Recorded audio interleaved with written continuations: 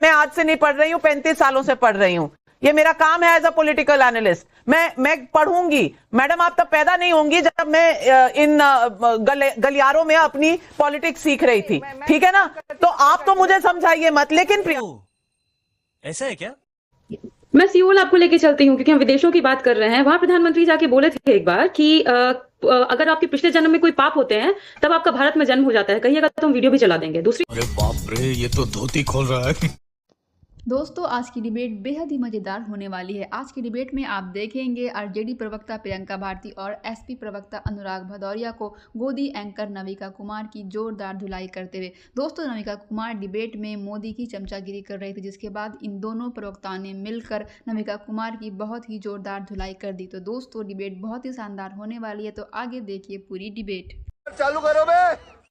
चलो भाई देखो अब मैं क्या करता हूँ। घर में कोई आ रहा है तो ये जिम्मेदारी, चूंकि ये सांस्कृतिक, चूंकि हम सांस्कृतिक राष्ट्र की बात करते हैं, हिंदुस्तान एक सांस्कृतिक राष्ट्र है। हर जगह नियम कानून भी नहीं चलता है, क्योंकि हम सांस्कृतिक रूप से कहीं नहीं यहां बोला जाता कि हमसे बड़ा कोई रास्ते मिल जाए तो उसके पैर छूना है। ऐसा बोला जाता है? कहीं लिखा है? नहीं लिखा है ना, क्योंकि सांस्कृतिक है। अगर कोई हमारे राष्ट्र में आया है, अगर हमारी ही सरकार बोलेगी कि हमारे एलओपी है या विपक्ष के नेता उनके साथ एक डिनर हो जाए तो उसमें बुराई तो कुछ हो नहीं सकती ना। मुझे कोई दिक्कत नहीं है, मिलाते ना। हमारे घर में कोई आता है नाविका जी, तो हमसे मिलने कोई आता है तो हम अपने घर में अपने छोटे भाई कोई बुलाते हैं ना, मिल लो ये मेरे भाई, तो मना तो नहीं कर देता ना कि नहीं नहीं आपका छोटा भाई नहीं मिलेंगे, नहीं नहीं इनसे नहीं मिलेंगे, सिर्फ आपसे मिलेंगे, ऐसा तो नहीं करता ना। यही संस्कृति इस देश की बात तो सही है। कि हमारे घर में कोई आता है तो हम दूसरे से भी अपने भाई से मिला देते, क्योंकि ये हिंदुस्तान लोकतंत्र में एक सत्ता होता है, एक विपक्ष होता है। विपक्ष में भी 236 सीटें हैं, सत्ता के पास 240 सीटें हैं। 4 सीटों के तो कम है। 37% पे आप इस सरकार चला रहे हैं। तो और जो अनुराग भदौरिया जी संस्कृति समझा रहे हैं आप। संस्कृति तो स्वतंत्रता दिवस, गणतंत्र दिवस, चीफ जस्टिस के समय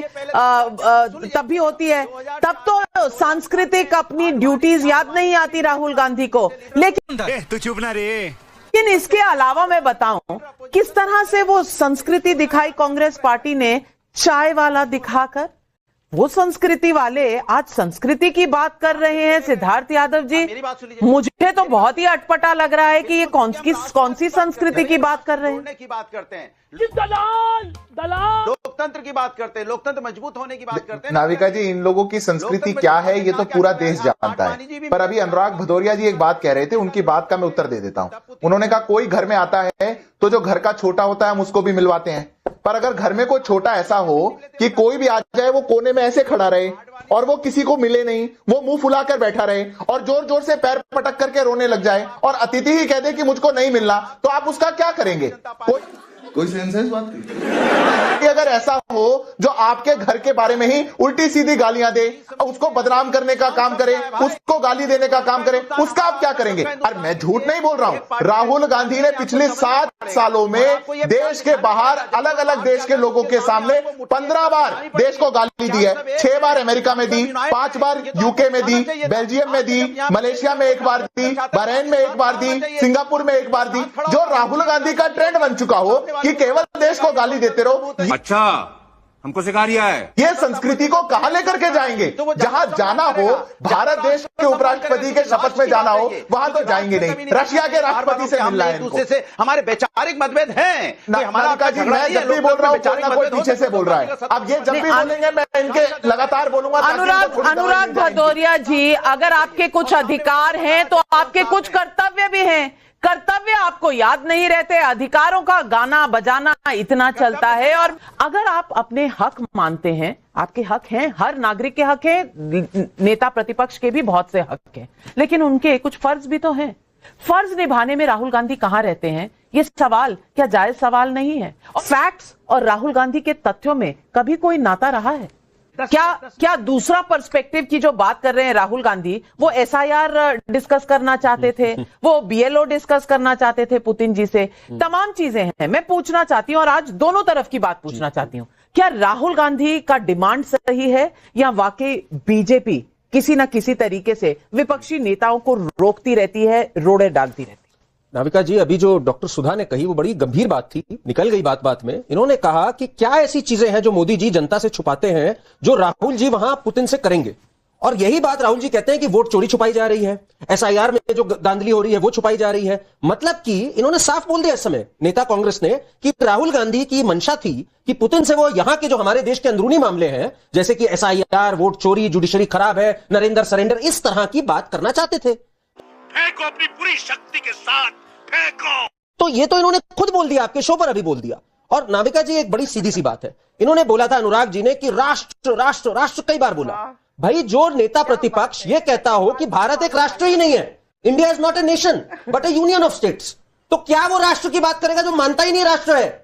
और जब एक छोटा भाई छोटे भाई से तो मिलाना चाहिए, अनुराग जी बिल्कुल सही है, पर अगर एक छोटा भाई सिर्फ अपयश फैलाता हो, सिर्फ घर की बुराई करता हो, घर के बारे में बुरा भला कहता हो यहां लोकतंत्र खत्म हो गया है, इकोनॉमी ध्वस्त हो गई है, तो कैसे उस छोटे भाई का हम क्या करें? तब भी रोका नहीं गया है, पर उस छोटे भाई से कोई हमारी यश और वो नहीं बढ़ती, हमारी कोई सम्मान नहीं बढ़ता।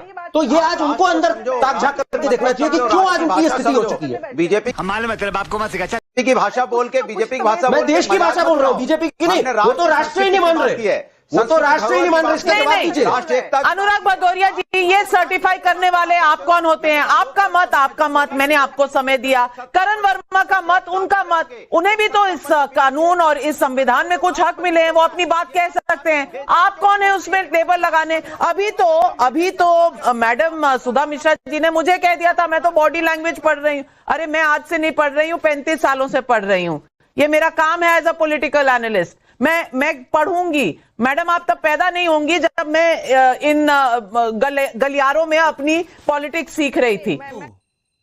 ऐसा है क्या? ठीक है ना? तो आप तो मुझे समझाइए मत। लेकिन प्रियंका भारती जी दूसरा पर्सपेक्टिव है जो आप देश से बाहर से आए लोगों को बताना चाहते हैं, वही इल्हान उमर वाला पर्सपेक्टिव, वही पर्सपेक्टिव कि भारत में लोगों को स्वतंत्रता नहीं है, पगड़ी नहीं पहनने देते, कड़ा नहीं पहनने देते, ये वाला पर्सपेक्टिव जिसमें तथ्य नहीं है, बस आक्रोश की भाषा है और बस ब्राउनी पॉइंट्स कमाने की एक जिज्ञासा है। बकवास कर दिया। मैं सियोल आपको लेके चलती हूँ क्योंकि हम विदेशों की बात कर रहे हैं। वहां प्रधानमंत्री जाके बोले थे एक बार कि अगर आपके पिछले जन्म में कोई पाप होते हैं तब आपका भारत में जन्म हो जाता है। कहिएगा तो हम वीडियो भी चला देंगे। दूसरी हुई ना बात की बहुत सारे तस्वीरें यहाँ पर दिखाए हमारे भाजपा प्रवक्ता महोदय कि यहाँ गए वहां गए, इनसे मिले राहुल गांधी, उनसे मिले। ऑफिशियल मीटिंग हुई थी क्या, या अपनी कैपेसिटी पे मिले थे राहुल गांधी? भारत सरकार ने मिलवाया। और सबसे गंभीर बात यह है, क्योंकि ये जो विषय है बहुत गंभीर मसला है, सबसे इंपॉर्टेंट बात यह है कि देश में भाजपा को कम से कम ये तो अब इस मुगालते में नहीं जीना चाहिए कि भाजपा देश है।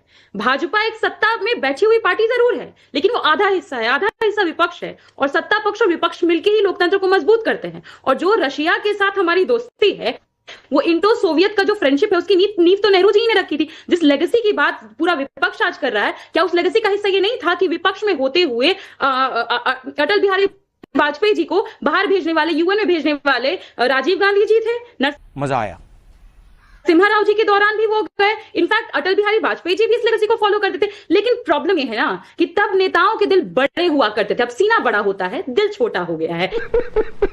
यही समस्या है। और मैं ये भी कहूंगी कि ये दुर्भाग्य है देश का कि हमें ये दिन देखना पड़ रहा है। बट आप मुझे ये बताइए नाविका जी कि अगर सरकार के पास इतना समय है कि मीडिया हाउसेस के सामने बिठा दिया जा रहा है पुतिन जी को, तो क्या ये मतलब, और दूसरी तरफ तो राहुल गांधी जी है जिनकी तो क्रेडिबिलिटी है भाई, जनता से चुन करके उनके साथ बैठने के लिए क्यों समय नहीं? ये आपके मजा आया।